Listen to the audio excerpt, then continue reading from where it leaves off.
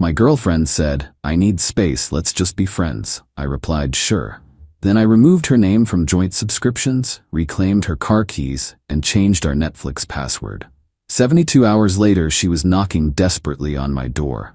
I, 32 male, am sitting in a quiet apartment for the first time in 4 years. It's strange. Not bad, just quiet. 2 nights ago, my girlfriend of 4 years, Alara, 29, sat me down on the sofa we picked out together. She had that look on her face, the one that's both serious and distant. My stomach dropped. "I think we need to talk," she started. Cliché, I know. She went on for about 10 minutes, talking about her personal growth, feeling stifled and needing to find herself again. It was a well-rehearsed speech, full of therapy speak and vague platitudes. The bottom line was delivered with a soft, almost pitying smile. "I think we should just be friends. I need some space." I've seen this movie before. I've read the Ada posts. The classic move here is to get emotional, to plead, to ask what I did wrong. I felt the sting, don't get me wrong. It felt like a punch to the gut. But looking at her, seeing the rehearsed sincerity, something in me just clicked into place. This wasn't a negotiation, it was a declaration. So I didn't cry, I didn't raise my voice, I just nodded slowly and said, "Okay, if that's what you want." She seemed taken aback. "Oh, well, good. I'm glad you're being so mature about this." She said she'd stay at her friend Chloe's place for a few days to give us both some breathing room. She packed an overnight bag, gave me a quick, awkward hug, and left. The moment the door clicked shut, I let out a breath I didn't realize I was holding. The hurt was there, a dull ache in my chest, but underneath it was a strange sense of clarity. Friends. She wanted to be friends. Okay, so I decided to treat the situation with the exact logistical reality she had proposed. We were friends now, not partners. Our lives, therefore, needed to be decoupled. I'm a methodical person. I like lists. I opened my laptop and made one. Shared subscriptions. I went through my credit card statements. The big ones were easy. Netflix, Spotify Family Plan, the meal kit delivery service we both loved. I have the master accounts for all of them. I changed the passwords. Then I went into the Spotify plan and removed her account. For the meal kit, I simply canceled the subscription. It was due to renew tomorrow anyway. Cost saved, roughly $110 a month. The car, this was the big one. About 2 years ago, Alara's old car died. I'd just gotten a promotion, so I bought a new reliable sedan. The car is entirely in my name. The title, the loan, the insurance, all me. She was the primary driver since I work from home and barely use it. It was, for all intents and purposes, her car in practice, but my car on paper. A friend does not drive a car that I am legally and financially responsible for. The insurance liability alone is a nightmare. I sent her a text. Not angry, just factual. Hey, since we're taking space and figuring things out as friends, I'm gonna need the car back. The insurance is a bit complicated if a non-resident is the main driver. Let me know when is a good time for me to get the keys. I can come to you. Apartment. We live in my apartment. My name is the only one on the lease. She moved in 2 years ago. There's no legal entanglement there, which is a relief. I didn't change the locks yet. I figured I'd give her a chance to get her things like a normal person. I did all of this calmly over the course of about an hour. It wasn't about revenge, it was about boundaries. It was about accepting the new reality she had created for us.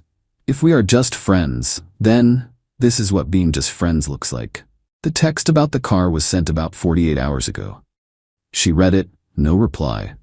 The meal kit service sent her an email saying the account was canceled. She would have discovered the Netflix and Spotify passwords didn't work the first time she tried. It's been radio silence. Until now, there's a knock at the door. Not a normal knock. It's fast and sharp, insistent. I know it's her. And based on the sound of it, she's not here to be my friend. Update 1. Thank you for all the comments and DMs. It's wild how many people have been through something similar. It helps to know I'm not crazy for reacting the way I did. So, the knocking.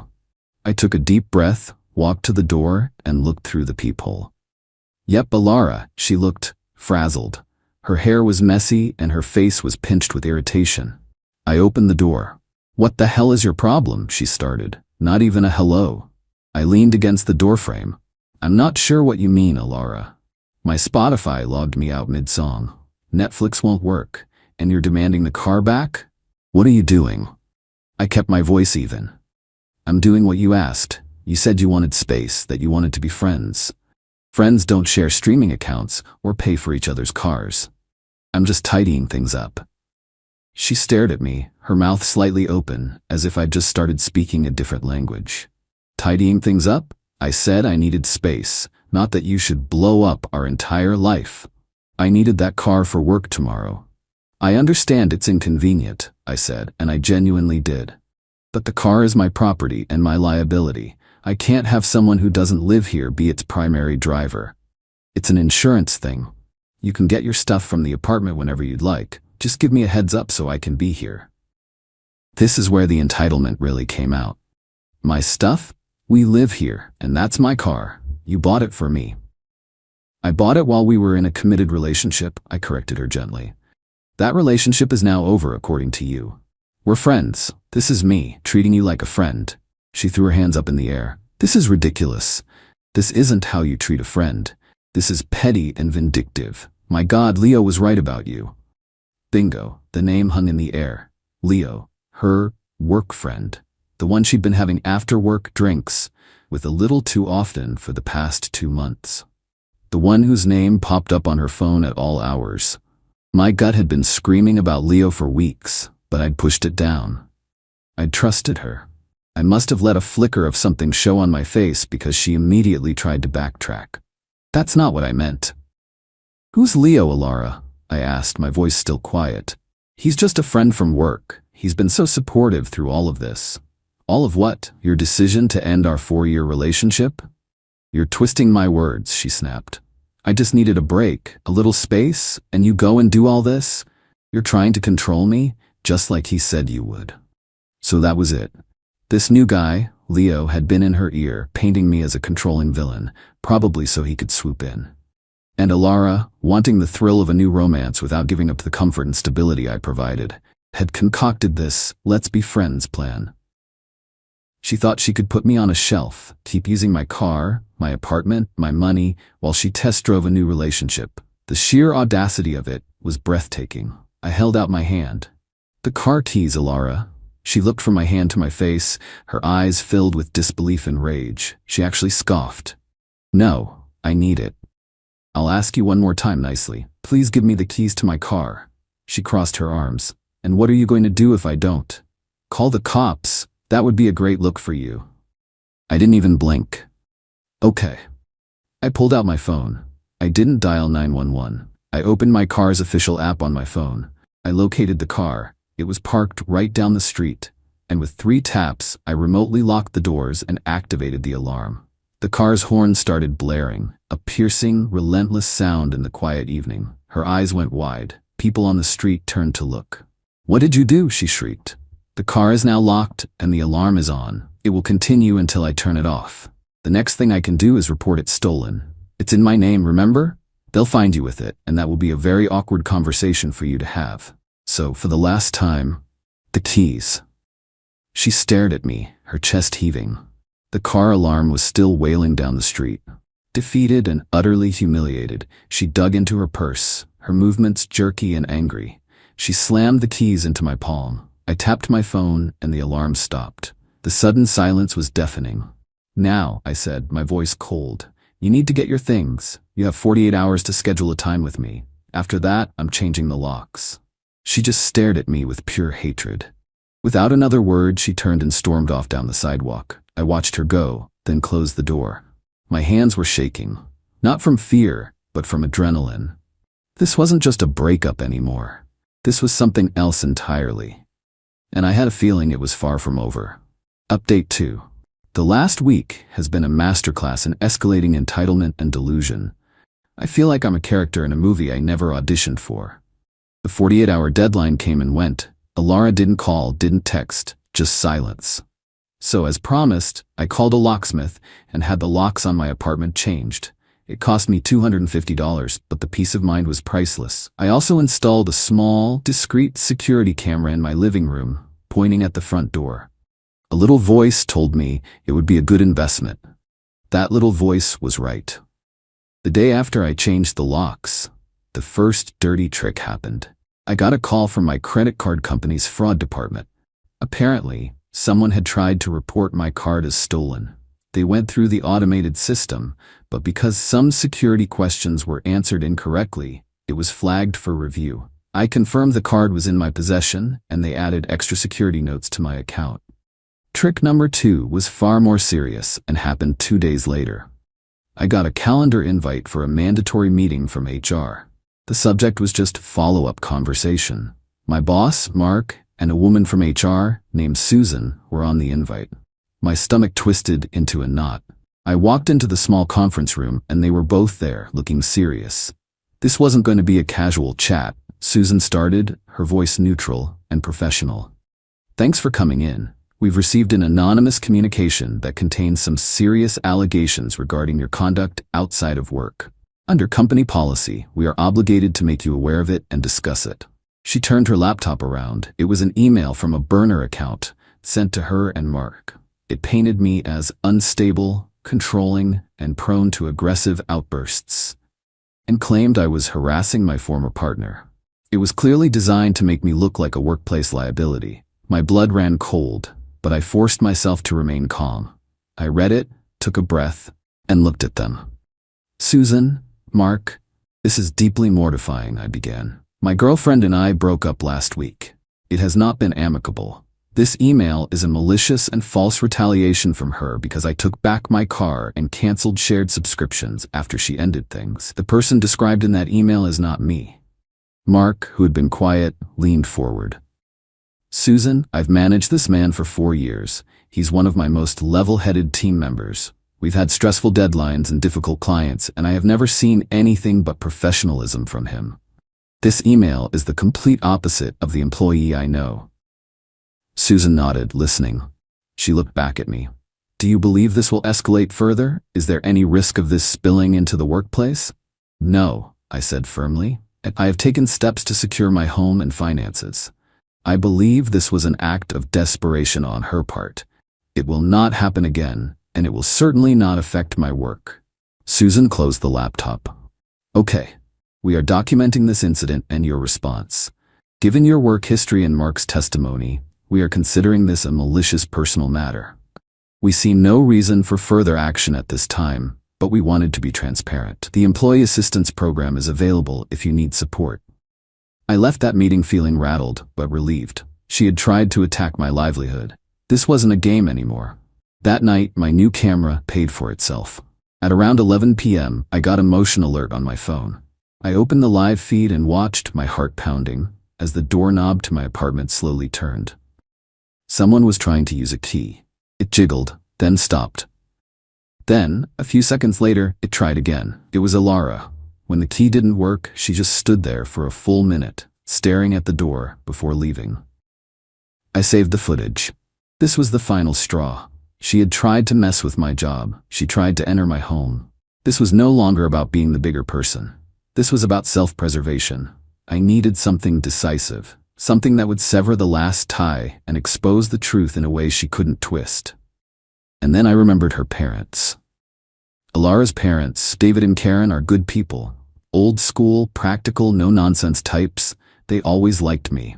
When I bought the car, they had generously given us, as a couple, $5,000 towards the down payment. It was a gift given under the pretense of supporting our future together. I hesitated. This felt like crossing a line, but she had crossed so many more. I composed a text to her father, David. Me, "Hi David, hope you and Karen are well. I'm writing because, as you may or may not know, Alara and I have ended our relationship. I'm making arrangements to sell the sedan, and I wanted to make sure I returned the $5,000 you both so generously contributed to it. It doesn't feel right for me to keep it under the circumstances. What's the best way to get that money back to you?" I hit send. My phone lit up less than 5 minutes later. "David, what are you talking about? Alara told us you two were just having a small fight. Give me a call." I took a deep breath and dialed. The game was about to change. Final update. It's over. Truly, finally over. The last few weeks have been a slow-motion detonation, and I'm just now emerging from the blast radius. The phone call with David was tense. I laid everything out calmly and factually. The breakup? The car, the subscriptions, the email to my boss, and finally the video of her trying my door. I offered to send him the proof. There was a long pause. Karen and I are coming down, he said, his voice strained. We need to understand what's going on. We'll be there tomorrow. The next day, they met me at my apartment. They looked worried and tired. Karen was holding back tears, and David looked grim. They were polite but reserved. I could tell they were torn, wanting to believe their daughter but confronted with my serious accusations. We just want the full picture, Karen said softly. Alara is our daughter. She's very upset and says you're misinterpreting everything. I understand, I said. Words can be misinterpreted. Videos are harder to argue with. I showed them the footage from my camera on my laptop. I watched their faces as they saw their daughter stealthily trying to use a key on my door late at night. Karen put a hand over her mouth. David's face hardened. I want to believe there's an explanation for this, David said, though his voice lacked conviction. Then let's ask her, I suggested. I pulled out my phone. Why don't you call her? Right now. Put it on speaker. David looked at me, then at his wife and nodded. He dialed Alara. Hi, Dad? Her voice came through the speaker, sounding cheerful. Too cheerful. Alara, David said, his voice flat. Your mother and I are at my name's apartment. The silence on her end was immediate. What? Why? He's shown us a video of you from last night, trying to get into his apartment with an old key. I need you to explain that to me right now. What? That's crazy. I was just checking on him. I was worried, she stammered, the panic evident in her voice. You were worried at 11 p.m. and used a key you shouldn't have, without calling or knocking? David pressed. He's twisting things. He's trying to make me look bad. He stole my car, she shrieked, her voice rising to a hysterical pitch. He's offering to pay us back the $5,000 we gave you for it, David said coldly. Which is something you failed to mention. Just like you failed to mention you were dumped, not just in a small fight. What is going on, Alara? Her story completely fell apart live on speakerphone. She started crying, accusing, deflecting. It was a complete train wreck. David finally cut her off. We will talk about this later. Do not move. He hung up the phone and looked at me, his face etched with a mixture of fury and deep embarrassment. I apologize, he said. They summoned Alara to the apartment. When she arrived 20 minutes later and saw them, her face went white. The final confrontation wasn't a shouting match. It was an autopsy. Her parents, armed with the facts and her own self-incriminating phone call, calmly took her apart. Her lies about staying with Chloe, about Leo being just a friend, about me being the villain, it all came out. The consequences were quiet and brutal. Her parents told her they were ashamed of her deceit. They demanded she pay them back the $5,000 herself and cut off all other financial support. She was told to arrange removal of her belongings within 48 hours without their help. She was on her own. Alara sat there, hollowed out, the fight completely gone from her. She had built her plan on a foundation of lies, and I had simply knocked out the cornerstone. A professional moving service, which I assume she paid for with a credit card, showed up the next day. She waited in the truck while they quickly and impersonally cleared out her things. The process of selling the car took about 2 weeks. I got a few lowball offers before an online dealership gave me a fair price. They picked it up from my building's parking lot yesterday. The moment the funds cleared, I transferred the $5,000 to David and Karen. David's reply was short. We are deeply sorry for all of this. We wish you the best. I've blocked Alara, Leo, and anyone connected to them. I have no idea what their situation is, and the most freeing feeling in the world is that I genuinely don't care. The quiet in my apartment is no longer strange. It's peace. It's the sound of a chapter of my life, one filled with drama I never asked for. Finally, mercifully, ending.